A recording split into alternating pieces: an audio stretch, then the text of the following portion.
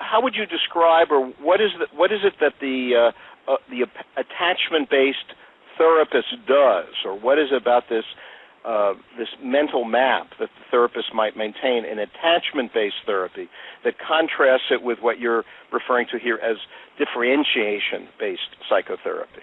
Very good. Let's split that into two pieces.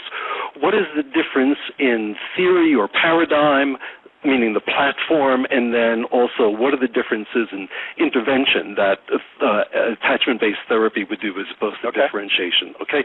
One of the ways that attachment-based therapists set up reality is they're working on the absence hypothesis.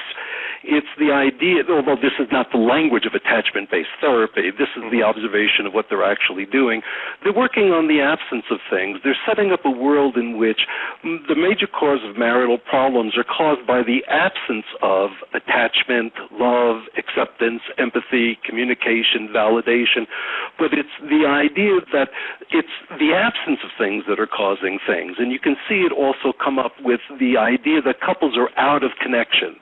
There's the absence again, the absence of connection, and the goal of therapy is to put in what is absent